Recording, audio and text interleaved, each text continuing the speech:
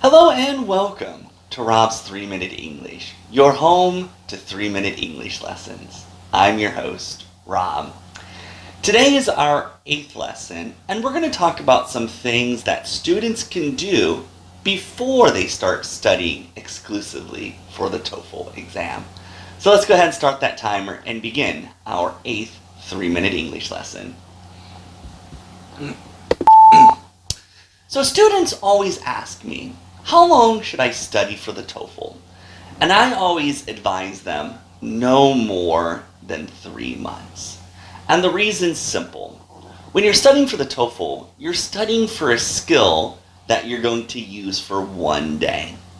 So I always would prefer students to really focus on improving their fluency because that's going to help them on the test, and it's also going to help them after the test. Now, I understand there's a lot of reasons why students want to study for a longer period than 3 months. First, there's a lot riding on the exam.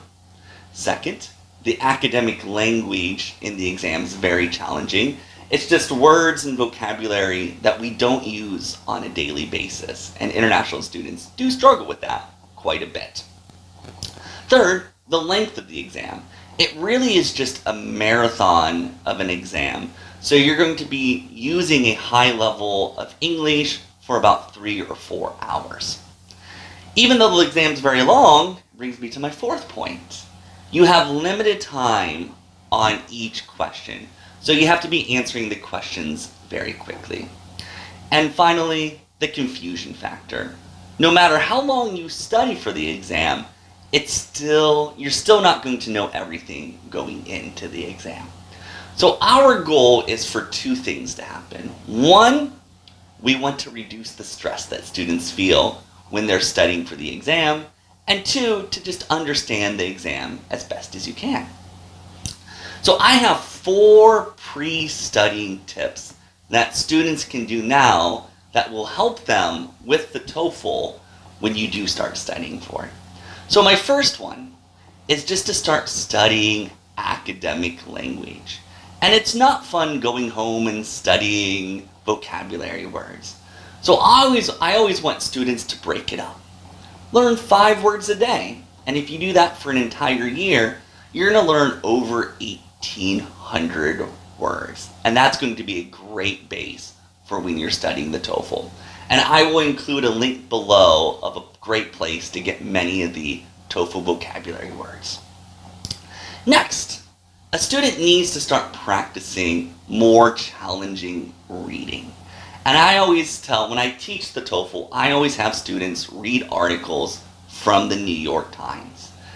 It's great using the New York Times because you're going to have articles on business, technology, science, art, and much more.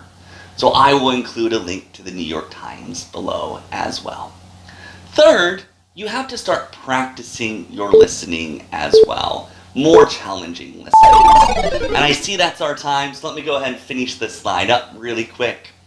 So what I always have students do is listen to NPR, National Public Radio. And NPR does a great job because they bring in experts on many topics, sciences, politics, art, technology, and they just have a nice conversation. So it's just going to practice your listening skills. And fourth, a student needs to practice their writing.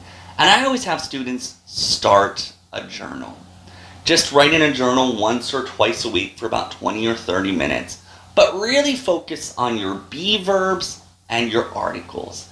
When I'm grading TOEFL writings, that's about where 60 to 70% of the mistakes are made. All right, well that concludes the 3 minutes of pre-TOEFL prep. I hope this video will help students when you begin studying for the TOEFL. If you enjoyed this lesson, be sure to subscribe to our YouTube channel and watch other 3-minute lessons, and follow us on Facebook, where I upload the slides from each of the lessons as well as other studying resources.